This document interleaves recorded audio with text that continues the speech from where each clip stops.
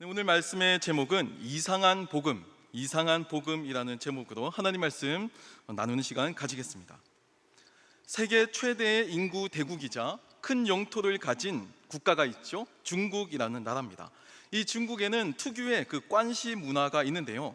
한국말로는 이것을 이제 관계라고 표현하고 있습니다. 쉽게 말해서 이 사람과 사람 사이의 관계에 대한 그 중국 특유의 문화가 있다라는 겁니다.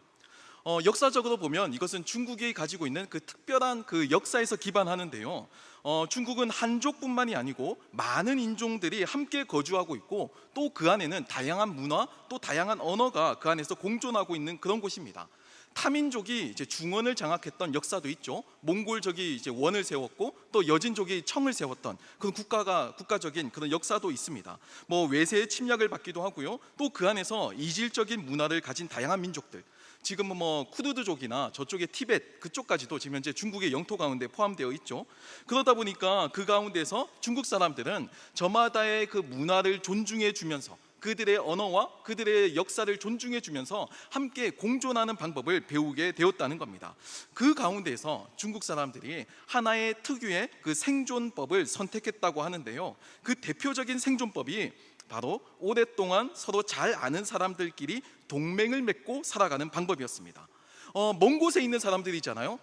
그 다른 민족들은 아마 이제 중국 사람들은 이렇게 표현하죠. 이민족이라고 이렇게 표현을 하잖아요. 본인들만 이제 중화민족 뭐 이렇게 표현을 하고 다른 사람들은 다 이제 오랑캐 이렇게 표현하는 그런 전통이 있었죠. 먼 곳에 있는 사람들은 어떻게 변할지 모르는 사람들입니다. 지금은 관계가 좋아도 언젠가 또 적대적인 관계로 변해서 또 적이 될지 모른다고 하는 그 잠재적인 불안감이 있죠. 그러다 보니까 오랫동안 알고 지냈던 사람들과 더 깊이 교제하고 또 그들과 동맹을 맺어서 전략적으로 살아가는 게 생존에 도움이 된다고 판단을 한 겁니다. 중국에 존재하는 다양한 민족들과 또 문화들을 생각해 보면 대륙에서는요 그러한 방법이 합리적으로 보입니다. 그것은 이제 중국이라는 나라가 가지고 있는 하나의 역사와 그 문화에서 기인하는 하나의 방법이라는 거예요. 하지만 문제는요 그러한 문화가 발전해서 이제 관시라고 불리는 것으로 이제 나아가게 되는데 좋게만 보면요 이웃들끼리 친해져서 의형제도 맺고 이제 중국에서는 의형제 같은 거 굉장히 좋아한다고 하더라고요. 제가 보니까 그렇게 보고 굉장히 서로 이제 의도 좋고 막 굉장히 관계도 좋지만 나쁘게만 보면 이 문화 때문에 발전이 안 된다라고 하는 말이 나올 정도로 심각한 사회 문제로 대두되고 있기도 합니다. 왜냐하면 이 관시는요 나랑 친한 사이라고 한다면 비록 그 사람이 잘못을 저질러도 그냥 무조건적으로 덮어주고요, 사람을 뽑을 때도 나와 관시인 사람만 뽑기 때문에 공정한 사회를 만드는데 큰 걸림돌이 되기 때문입니다. 사실 이 부분은요 중국만 그런 게 아니고 우리나라도 마찬가지입니다. 한국도 중국의 이 관시 못지않은 인맥 문화가 있죠. 여러분들께서는 잘 모르시겠지만 수십 년 전 유행어가 하나 있습니다. 우리가 남이가 뭐 그런 게 있어요. 네, 우리가 남이가 뭐 이런 말들이 있습니다. 이것도 관시와 비슷하죠. 학연이나 지연 또 혈연 뭐 이런 걸 따지면서 이익만 되면 뭐 이모부의 사촌의 육촌의 조부를 찾아가서 막 인사드리고 뭐 초중고 대학교 다 동창이니 선후배니 하면서 찾아다니기도 하고요. 심지어는 이 조그만 나라에서도 경상도니 전라도니 경기도니 이렇게 따지면서 그 지역별로 또 하나의 특유의 그 인맥을 만들어내기도 합니다. 저는 이러한 시도 자체를 모두 다 부정적으로만 보지 않습니다. 왜냐하면 그 안에서 얻어지는 좋게 보면 사람 사는 정의 그 안에서 느낄 수 있고 또 경험할 수 있잖아요. 우리가 살 때 친구들과 또 이웃들과 의리 그 정을 느끼는 것도 굉장히 중요합니다. 인간이 꼭 매뉴얼대로만 살 수는 없거든요. FM대로만 살면 굉장히 재미없죠. 삶이 굉장히 퍽퍽하고 삭막해질 겁니다. 때로는 조금은 이탈하더라도 눈 감아주는 것도 필요하고 의리도 필요하고 사람들끼리의 정도 필요한 겁니다. 기브앤테이크의 이 문화가 아닌 풍성한 호의를 받으면서 감격할 때도 있어요. 내가 그 호의를 받을 만한 자격이 없음에도 불구하고 나를 이렇게까지 환대해 주네 하면서 감격할 때도 있는 거고, 또 내가 어떤 보상을 기대하지도 않고 누군가에게 아낌없이 호의를 베풀기도 합니다. 이를 통해서 내가 기쁨을 느끼기도 하죠. 이 모든 게 인간이 살면서 누릴 수 있는 다양한 종류의 정, 다양한 종류의 기쁨이라고 할 수가 있습니다. 사람이 살아가는 데는 인맥은 굉장히 중요합니다. 딱히 뭔가 이익을 얻으려고 하는 목적이 아니고요, 서로 다른 사람들끼리 비슷한 어떤 것을 가지고 그것을 매개로 해서 함께 친해질 수 있기 때문입니다. 만약에 그런 것까지 없으면 너무 삭막한 세상이 되잖아요. 하지만 이것이 그저 이웃 간의 정의나 의리 이 정도를 넘어서서 사회의 기반인 그 공정함을 해친다면 이것은 관심 못지않은 큰 사회 문제가 될 겁니다. 사람은 태생적으로 평가되는 것을 좋아하거든요. 게임을 해도 내 편이 있고 네 편이 있죠. 내 편이 있고 상대방 편이 있는 겁니다. 스포츠 경기도 다 경쟁을 해요. 라이벌이 있어야 더 재미가 있죠. 편을 나누어야 일단 재미가 있습니다. 같은 편끼리는요, 상대방 이제 적을 두고 공동으로 함께 목표를 두고 함께 모이죠. 그래서 함께 작전을 짜고요, 상대편을 속이기도 하고요, 팀워크를 맞춰가면서 그 안에서 정도 깊어집니다. 그 안에서 의리도 깊어져요. 하지만 이것이 너무너무 심해지면요, 이제 소위 말하는 인싸, 아싸 뭐 이렇게 구분하게 됩니다. 내 편은 인싸가 되는 거고 내 편이 아닌 상대편은 이제 아싸가 되는 거죠. 이렇게 따돌리는 겁니다. 어찌되었든 인기 있는 집단에 들어가서 그 인기 있는 집단의 주류 멤버가 되는 것을 인싸라고 부른다면 사람들은 모두가 다 인싸가 되기 위해서 노력을 하며 살아가는 셈입니다. 제가 조금 더 적나라하게 표현을 하면요, 사실 우리의 삶의 목적은 인싸가 되기 위한 과정인 거예요. 인싸가 되기 위해서 공부하고요, 인싸가 되기 위해서 돈 벌고 막 열심히 살아가는 겁니다. 만약에 공부를 열심히 했는데, 만약에 돈을 열심히 벌었는데 인싸가 되지 못하고 아싸가 된다면, 이제 아싸는 아웃사이더라는 뜻이거든요. 아싸가 된다면 누가 그 상황에서 공부하고 돈을 벌겠어요? 나도 인싸가 되어서 이 사회를 이끌어가는 그 선망의 대상이 되고 싶고 사회를 선도하고 리드하는 그 계층이 되고 싶다라는 이 인싸가 되고 싶은 욕심 때문에 우리가 더욱더 힘을 내서 돈을 벌고 더 힘을 내어서 우리가 공부를 하고 그렇게 살아간다라는 겁니다. 심리학자 가운데 에리 프롬이라고 하는 학자가 있습니다. 이 사람이 전문적인 용어로 이렇게 표현을 했는데요, 가족 중심주의 이렇게 표현을 했어요. 쉽게 말하면 가족들끼리는요, 서로 감싸주고 너그러운 반면에 가족이 아닌 사람들, 그들에게는 가혹하게 대하는 것을 말합니다. 가족이라고 하는 이 테두리를 딱 쳐놓고 이 안에 있는 사람은 내 사람이니까 내가 지키는 겁니다. 이 안에 있는 사람은 허물이 있어도 내가 다 감싸주는 거예요. 다만 이 경계선 바깥에 있는 사람들에게는 굉장히 배타적이죠. 그들에게는 조그마한 실수도 용납하지 않습니다. 굉장히 냉정하고 굉장히 냉혹하게 대할 수도 있죠. 바로 이것이 중국의 관시 문화고 또 한국의 인맥 문화라고 할 수가 있습니다. 나에게 가족이면 인싸고요, 나에게 가족이 아니면 아싸가 되는 겁니다. 철저하게 내가 그 중심에 자리하고 나를 기준으로 이제 인싸와 아싸를 구분하며 적이냐 동지냐를 결정하죠. 그런 점에서만 보면 냉정하게 말하면 우리 기독교도 사실 가족 중심주의라고 할 수가 있습니다. 우리도 믿는 사람들끼리 함께 모여서 생활하고요, 또 믿는 사람들끼리 함께 교제를 나누잖아요. 다른 믿지 않는 사람들보다 이왕이면 우리가 뭔가 선택할 수만 있다면 이왕이면 믿는 사람들끼리, 같은 신앙을 가진 사람들끼리 함께 모여서 교제하기를 더 꿈꿉니다. 우리는 그 사람을 더 신뢰하잖아요. 당연하죠. 신앙이라고 하는 그 공통 분모가 있기 때문에, 신앙이 있기 때문에 적어도 이 사람과 내가 함께 공유할 수 있는 대화의 소재가 있겠구나, 나와 비슷하고 유사한 점이 있겠구나, 이렇게 기대를 하고 있다라는 겁니다. 신앙이라고 하는 그 공통점 때문에 아무것도 모르는, 정말 사전 정보 하나도 없는 생판 모르는 그 남인 사람보다야 더 믿을만 하다라는 거예요. 이거 자체는 나쁜 것이 아닙니다. 하지만 문제는요, 이것이 이 기독교만의 가족 중심주의가 이기주의가 될 정도로 심각해질 때 문제가 생깁니다. 잘못을 저질렀어요. 분명히 죄를 지었어요. 하지만 무조건적으로 그 잘못을 감싸주거나 그 죄를 무조건 덮어주는 것은 올바르지 않습니다. 성경에서도요, 이 잘못은요, 합당한 그 죄에 대한 고백이 있어야 되고요, 또 진정한 회개가 있어야 하고, 이것이 피해자는 물론이고 그 공동체, 그 소속한 그 공동체에도 다 인정이 되고 용납이 되어야지만 그제서야 회개라고 인정이 되었습니다.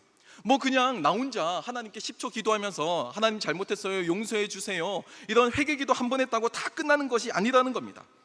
범죄는요, 근본적으로 하나님 앞에 회개해야 하는 것이 우선입니다. 맞는 거예요. 죄는 하나님과 나의 1:1 관계가 가장 근본적이죠. 하지만 그것으로 끝나는 것이 아닙니다. 그 다음에 동시에 나로 인해서 상처를 입은 그 피해자, 그 피해 당사자에게 마땅한 사죄와 또 회복의 노력이 필요합니다. 이 회복의 노력은 그냥 뭐 받아주면 되고 안 받아주면 되고 뭐 그만 뭐 이 정도의 회복의 노력이 아니고 내가 할 수 있는 모든 수단을 다 써서 그 피해자가 피해를 받기 이전으로 회복할 수 있도록 최대한 돕는 걸 뜻합니다. 그리고 내가 가진 모든 역량을 동원해서 그 피해자에게 나의 진심을 전달하는 사죄를 포함하고 있습니다. 이것이 굉장히 중요하다라는 거예요. 그걸로만 또 그치는 것이 아니고 함께 소속되어 있는 이 공동체 전체에도 마땅한 사과 그리고 진지한 반성이 있어야만 합니다. 무리를 일으킨 것에 대해서 공동체 앞에서 진지하게 그리고 솔직하게 반성이 있어야 한다는 거예요. 여기까지 있어야 고대 교회에서는 이것을 비로소 회개라고 불렀습니다. 여기까지 진행되지 않은 것은 회개가 아니에요. 회개하는 중이죠. 여기까지 진행이 되어야 회개가 진행된 것이고 공동체는 그 사람의 죄를 보고 다시 우리 공동체에 받아들일지 안 받아들일지를 결정했습니다. 그리고 사제는 그 당시는 성직자죠. 성직자는 그 사람의 죄를 예수님의 이름으로 사할 수 있는지 안 사할 수 있는지를 공식적으로 선언하며 그 사람을 다시 이 공동체의 회원 가운데 받아들일지 안 받아들일지를 삼위일체 하나님의 이름으로 선포했죠. 이렇게 엄격한 과정을 거쳤다라는 겁니다. 그런데도 나와 친하다는 이유 때문에 그 사람의 허물을 무조건 감싸주고 덮어주고 그 사람의 죄를 무조건 없는 척 용서해주고 편드는 것은 올바르지 않습니다. 이것은 사랑도 아니고요, 이것은 의리도 아닙니다. 정도 아니에요. 여기까지 가면 이것은 범죄입니다. 여기까지 가면 이건 이기주의죠. 나를 위해서 나와 관련된 사람들을 일방적으로 옹호하는 이기주의, 그 이상도 그 이하도 아닙니다. 사회에서 공정하게 시험을 치르거나 아니면 취업을 위해서 사람을 뽑을 때, 이건 한 가지 예인데요, 신앙을 가졌다는 이유 때문에 차별해서 뽑는 것도 의도하지는 않았지만 차별을 이용하는 겁니다. 여러분 오해하지 마세요. 신앙을 가졌다고 뽑는 것 자체가 나쁘다는 것이 아닙니다. 물론 채용 조건에 이제 사전에 고지를 해야죠. 신앙의 필요성을 기입하고 미리 알려주는 겁니다. 그리고 우리 회사는 신앙의 유무를 중요하게 본다라거나 뭐 신앙을 수치화할 수 있을지는 모르겠지만 우리 회사는 이제 교회를 신실하게 다니는 지체를 원한다거나 이것이 고지가 되었으면 괜찮은 겁니다. 그 기준은 모두가 다 보편적으로 수용하고 합의한 상태에서 이제 입사 시험을 보는 거니까요. 하지만 이것이 판단 기준이 없었어요. 판단 기준이 전혀 없는데도 불구하고 이 신앙의 유무가 합격 당락에 영향을 준다면 우리가 의도하진 않았지만 사실 우리는 선의를 가지고 행했을지도 모르지만 어찌 보면 이것은 차별을 이용하는 셈이기도 합니다. 똑같은 평가 기준을 가지고 시험을 치는데 그 결과를 무시하고 일방적으로 신앙이 있다고 해서 약속된 평가 기준에도 없는 것을 가지고 합격의 당락을 결정하는 것은 문제가 있다는 거예요. 나도 얼마든지 차별하는 사람이 될 수 있습니다. 크리스찬도 순수한 의도를 가지고 있지만 내 의도와 달리 차별하는 사람이 될 수가 있어요. 오늘 저희가 읽은 본문 말씀은 예수님께서 천국을 포도원 품꾼으로 비유하고 계신 본문입니다. 이 본문 말씀은요, 특별히 오늘날과 같이 아주 복잡하고 아주 다양한 이 자본주의 사회에서 더 많은 이슈를 낳았습니다.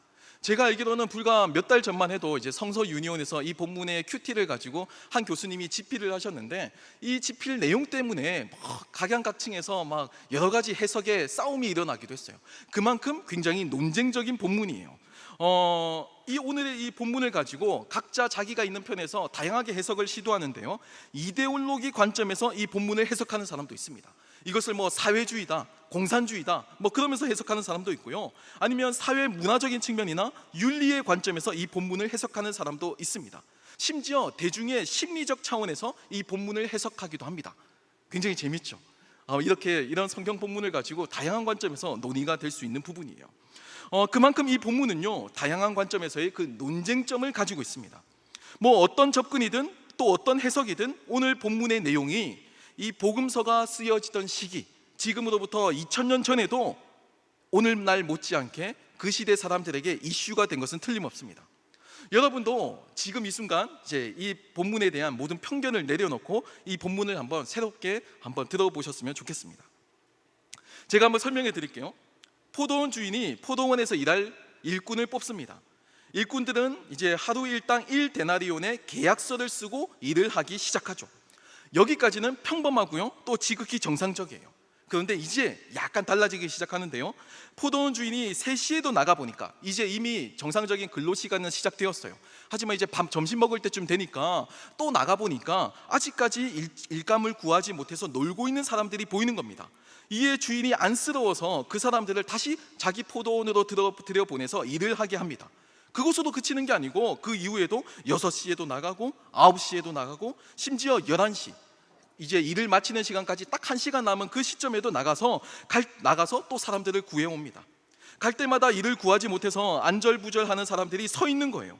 이것을 보고 포도원 주인은 이들 모두를 불러서 자기 포도원에서 일을 할 수 있도록 해줍니다. 그들에게 일자리를 제공해 준 거예요. 굳이 일할 사람이 필요하지 않았던 것 같습니다. 그렇죠? 이렇게까지 구하는 것을 보면 굳이 일할 일거리도 딱히 필요 없었던 것 같아요. 하지만 중요한 건 이 포도원 주인은 일감이 없어서 놀고 있는 사람들에게 긍휼한 마음을 가지고 이 사람들에게 일거리를 굳이 만들어 준 겁니다. 여기까지만 보면요, 이 포도원 주인의 그 넓은 마음, 이 포도원 주인의 그 큰 은혜에 관심이 집중됩니다. 역시 포도원 주인은 다르다. 역시 포도원 주인과 같이 우리도 이웃을 도우며 살자. 뭐 이렇게 끝날 수도 있는 본문이었어요. 여기까지만 되면 참 교훈적이고 윤리적이고 우리 모두가 다 불편하지 않을 그런 결론이죠. 하지만 문제는요, 다음부터 일어납니다. 이제 여기가 갈등의 주요 요소인데요, 일이 끝나고 이제 하루치 품삯을 받는 이제 정산의 시간이 왔습니다. 늦게 온 사람들부터, 그러니까 1시간밖에 일하지 않은 사람들부터 정상적으로 근무한 사람들까지 쭉 이어져서 이제 일감을, 이제 품삯을 받기 시작하는데요, 제일 늦게 와서 거의 일도 하지 않은 사람들이 원래 하루치 품삯 약속된 그 1데나리온을 정상적으로 모두 수령해 가기 시작한 겁니다. 그냥 1데나리온을 그냥 다 가져간 거예요, 하루치 품삯을. 그러자 갑자기 분위기가 묘해지기 시작했어요. 사람들 사이에서 이상한 기대감이 생겼습니다. 늦게 온 사람들보다 먼저 와서 일을 더 많이 한 사람들이 기대라는 것을 하기 시작했어요. 저 사람은 1시간밖에 일을 하지 않았는데 1데나리온을 온전히 받아가네? 그럼 나는 저 사람보다 더 많은 일을 했으니까 더 많이 주지 않을까? 이렇게 기대하기 시작한 겁니다. 묘한 분위기가 형성됐죠. 그런데 웬걸요? 이 포도원 주인이 모든 사람에게 동일하게 똑같이 1데나리온씩 주는 겁니다. 그러자 이 묘한 분위기가 이내 실망감으로 바뀌게 됩니다. 그리고 먼저 와서 일했던 사람들이 포도원 주인을 원망하기 시작하죠. 어떻게 1시간 일한 사람하고 아침부터 밤까지 일한 사람하고 똑같이 그 품삯을 주는 게 말이 되냐고, 이게 포도원 주인으로서 이게 공정하냐고, 이게 말도 안 되고 억울하다고 이렇게 항변하는 겁니다. 여러분들은 어떻게 생각하시나요? 포도원 주인이 잘못했을까요? 포도원 주인의 문제라고 생각하시나요? 사실 아침부터 와서 일찍 일한 이 일꾼들의 그 섭섭한 마음은 이해가 됩니다. 그들의 입장에서는요, 같이 와서 동일한 일을 하고 또 동일한 대가를 받는 것이 아니기 때문입니다. 내가 물리적인 시간을 더 많이 일한 것은 사실이죠. 이 사람은 1시간밖에 일을 하지 않았잖아요. 근데 보수가 똑같으면 좀 뭔가 억울하죠. 가장 늦게 오후 늦게 와서 1시간 일하고 또 자기는 하루 종일 일한 보수를 똑같이 받는 것은 불공평해 보이고 허탈하기도 합니다. 아마 상대적인 박탈감을 느꼈을 것 같기도 해요. 그런 점에서 서운한 마음까지는 이해가 됩니다. 하지만 이제 제가 주인의 입장에서 한번 항변해 보겠습니다. 그렇다고 주인이 잘못한 것 하나도 없어요.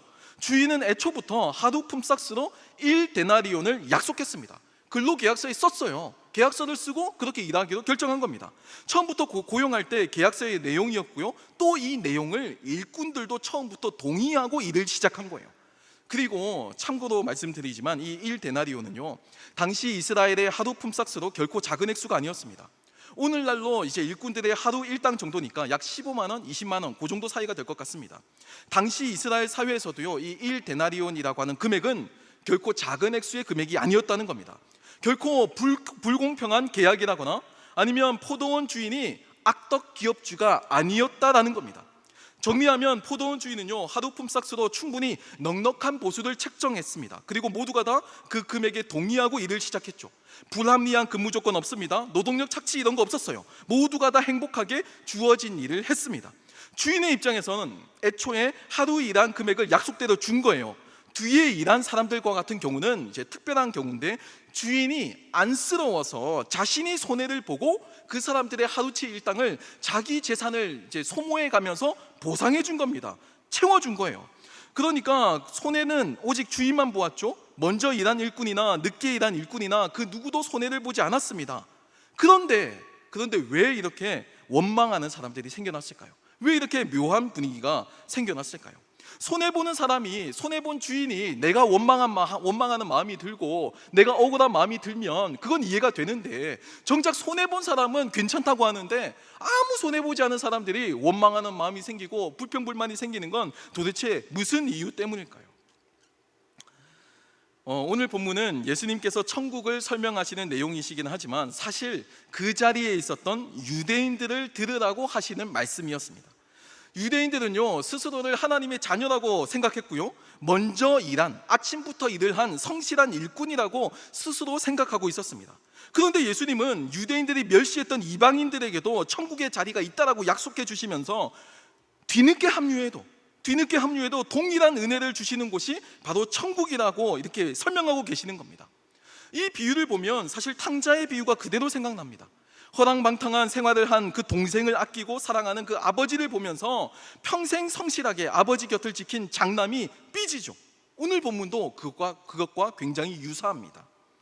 저는 개인적으로 이 아침부터 일한 이 일꾼들의 마음이 이해가 됩니다. 얼마나 힘들었을까요? 자기는 열심히 일했는데, 물론 그래서 손해보지는 않았지만 상대적인 박탈감은 느낄 수 있잖아요. 늦게 와서 1시간 깔짝 일하고 자기랑 똑같은 대우를 받으니까 밉상이죠. 얌체, 이런 생각이 들죠. 상대적 박탈감이 느껴지고요, 근무 의욕이 저하됩니다. 거기까지는 인정해요. 그렇게 느끼는 게 정상이에요. 만약에 여러분들이 이 본문에서 나는 그렇게 느끼지 않아요, 나와 똑같이 보수 받을 수 있어서 나는 너무 행복해요, 이렇게 생각하신다면 아마 여러분들은 성화가 완성된 분입니다. 여러분은 이제 더 이상 천국 가는 일만 남았어요. 그 정도예요. 다만 저는요, 이 본문에서 이 포도원 주인의 자유, 이 포도원 주인의 주권을 말씀드리고 싶습니다.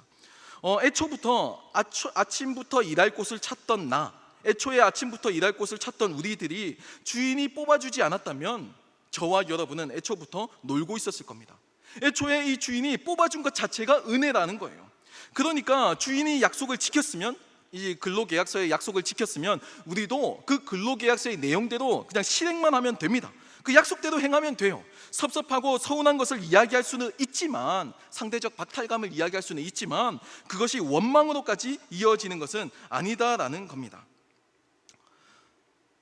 사실 이 본문은요, 재미있는 부분이 굉장히 많이 있습니다. 구석구석에 보면 12절만 보더라도요, 나중에 온 사람들이 자기와 똑같은 보수를 받는 것을 보고 불만을 가지는 사람들에 대해서 이제 본문이 설명하고 있는데요, 신기한 건 이들이 모두 아침부터 일한 사람이 아닐 수도 있다는 겁니다.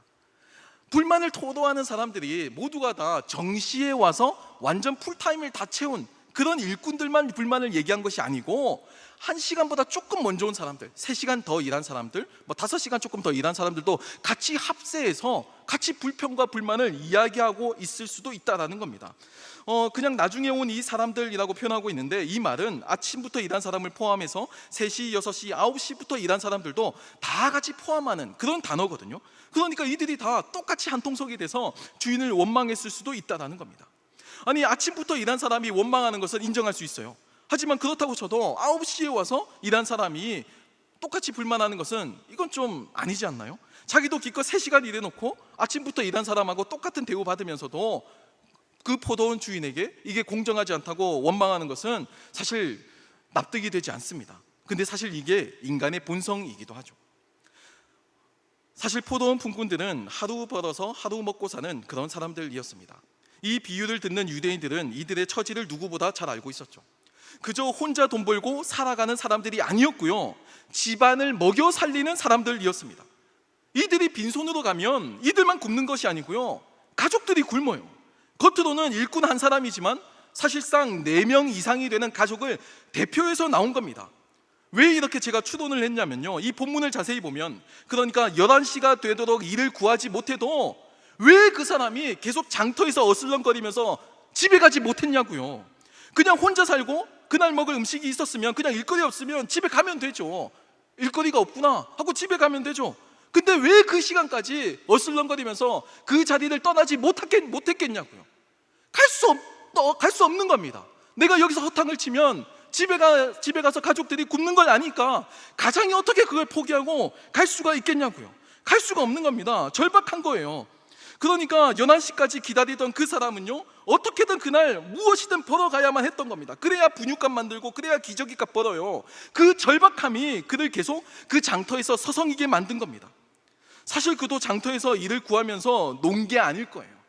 이리저리 절박하게 뛰어다니면서 구직 활동하고요, 소위 오늘날 우리 청년들과 같이 자격증도 따고 스펙도 올리고 여러 가지 학점도 메우면서 어떻게든 나 자신이 조금 더 도드라져 보여서 늦게라도 날 좀 뽑아달라고, 늦게라도 나도 좀 들어갈 수 있게 해달라고 이렇게 전전긍긍하면서 속을 졸였을 겁니다.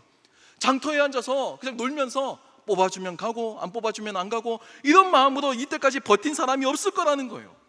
그 처지를, 그 입장을 이 포도원 주인이 알고 이해했기 때문에 가족들을 부양하는 그를 생각해서 한 가족의 그 하루 생활비에 달하는 그 품삯을 공평하게 허락해 준 겁니다. 1시간 일한 가치를 시급으로 계산해서 그냥 줘버린 게 아니고, 이 한 사람 뒤에 있는 4명의 가족들을 생각해서 이 가장의 위치를 알고 포도원 주인이 아낌없이 은혜를 베풀어 준 거예요. 이것이 주님은 천국의 은혜다라고 설명하고 계신 겁니다. 사실 세상은 교회를 향해서 너희들도 믿는 사람들끼리만 모여서 관시하고 인맥 만들고 하는 거 아니냐고 비아냥거릴 때도 있습니다. 저는 이런 비판에, 세상의 도전 앞에 교회가 정직하게 듣고 또 숙고해서 대답할 필요가 있다고 생각합니다. 사실 이들은 더 공격적으로 질문하기도 해요. 너희들만 복음을 듣고 너희들만 구원받는다는 것, 그 자체가 이미 불공평한 복음 아니냐고 이렇게 복음 그 자체를 공격하기도 합니다. 하지만 그건 오해죠. 절대 그렇지 않습니다. 천국은 관시나 인맥하고 아주 많이 다릅니다. 인간은 모두가 다 품삯 없이 온 가족이 굶어야만 하는 그 비참한 처지에 놓여 있었어요. 우리 모두가 다 장터에서 날 좀 써주길 바라는 절박한 심정으로 살아가던 그런 사람들이었다라는 겁니다. 하나님은요, 우리만 부르기 위해서 인맥을 통해서, 관시를 통해서 차별해서 뽑지 않으셨어요. 만약 그랬다면 지금 유대인들만 기독교인이 되어야만 했겠죠. 똑같은 처지에 있는데 누군 구원받고 누군 구원을 받지 못한다면 그건 차별입니다. 하지만 하나님은요, 그런 차별을 행하시지 않으셨어요. 하나님은 오히려 당연히 혜택받지 못할 사람들을 위해서 스스로 그 모든 차별과 스스로 그 모든 불이익을 감수하셨습니다. 예수님께서 모든 십자가를 감당하시면서 그 모든 대가를 지불하시면서 여기 모든 사람들에게, 여러분들에게, 저에게 동일한 그 품삯을, 동일한 그 천국의 은혜를 나누어 주시기로 결정하셨다라는 겁니다. 오직 손해는 하나님만 보신 겁니다. 오직 손해는 예수님만 보신 거예요. 우리는 그 동일한 은혜를 받은 것일 뿐입니다. 애초에 품삯도 받지 못할 사람들을 위해서 그들을 불러서 고용하고요, 또 심지어 늦게 온 사람들도 동일하게 자신의 재산을 나누어 주셨습니다. 이 포도원 품꾼의 비유에서 유일하게 손해를 본 사람은 주인뿐입니다. 주인의 재산만 축났지 일꾼들은 모두가 다 약속된 그대로의 보상을 다 받아갔어요. 이게 복음의 은혜예요. 우리가 훌륭해서, 내가 다른 사람들보다 더 나아서, 내가 더 가치가 있어서, 그래서 내가 하나님의 자녀가 된 것이 아니고 예수님의 십자가 희생으로 인해서 이 복음이라는 게 성립이 되어 있다는 겁니다. 복음 자체가 바로 이 은혜 가운데 세워져 있다는 거예요. 사랑하는 청년 여러분, 만약에 늦게 온 일꾼이 내 가족이었다면 우리는 어떻게 반응했을까요? 그때에도 주인을 원망했을까요? 저는 아니라고 생각합니다. 만약에 내 가족이, 내 친인척이, 내가 아끼는 그 누군가가 나의 그 인맥 속에 있는, 나의 그 관시 안에 있는 사람이 이 감당할 수 없는 이 은혜를 받았다면 나도 동일하게 주인에게 가서 감사하다고 절을 했을 거예요. 와, 내 친구 챙겨줘서 감사해요. 내 형제 챙겨줘서 감사해요. 우리 부모님 챙겨줘서 감사해요. 나 전혀 불공평하지 않아요. 은혜입니다. 이렇게 설명했을 겁니다. 근데 왜 이 일꾼들은 원망이 생겨났을까요? 그들을 가족이라고 생각하지 않았기 때문입니다. 에리 프롬이 가족 중심주의라고 비판하고 있는데 그 상대방, 늦게 온 일꾼들을 남이라고 선을 그어서 그냥 밀어냈기 때문에, 그러니까 원망이 생겨났다라는 거예요. 우리가 그들을 구원받아야 할 형제로, 우리가 다른 사람들을 함께 예수님 안에서의 한 가족으로 인정하지 않았기 때문입니다. 복음은요, 모든 사람에게 차별 없이 미치는 하나님의 의로움입니다. 이 복음의 능력을 우리가 오해하고 있는 게 우리들의 가장 큰 문제라는 거예요. 제가 오늘 말씀의 제목을 이상한 복음이라고 지었습니다. 왜냐하면 이 포도원 주인의 행위를 우리는 이상하게 받아들이기 때문입니다. 1시간 일한 사람과 9시간 일한 사람, 1시간 일한 사람과 풀타임 일한 사람의 품삯이 어떻게 같을 수가 있지? 이 관점을 가지고 보면 오늘의 복음은 이상할 수밖에 없어요. 이건 다르게 이야기하면요, 우리가 복음을 이상하게 받아들이는 아주 이상한 세상을 살고 있다는 뜻입니다. 우리가 그 세상의 논리에 세뇌가 되어서 복음이 맞는 거고 복음이 진리인데도 이 복음을 이상하게 받아들이는 세상 속에 살고 있다는 겁니다. 하나님의 은혜가 당연한데도 이 하나님의 은혜를 우리는 수치화하고 계량화하고 여기에 대한 기준을 따지면서 의심합니다. 이건 뭔가 있지 않을까? 그냥 아무 조건 없이 주어지는 사랑이 어딨어? 아무 조건 없이 주어지는 은혜가 어딨어? 라고 하는 이 풍토가 우리 가운데 생겨났다라는 거예요. 이번 한 주간도 자격 없는 나를 위해서 하나님의 자녀로 불러주신 그 은혜에 감사하며 아직 주님을 모르는 사람들에게도 동일한 은혜가 임하기를 기도하는 한 주가 되길 소망합니다. 우리 이 시간 함께 찬양하고 또 기도하는 시간을 가지겠습니다.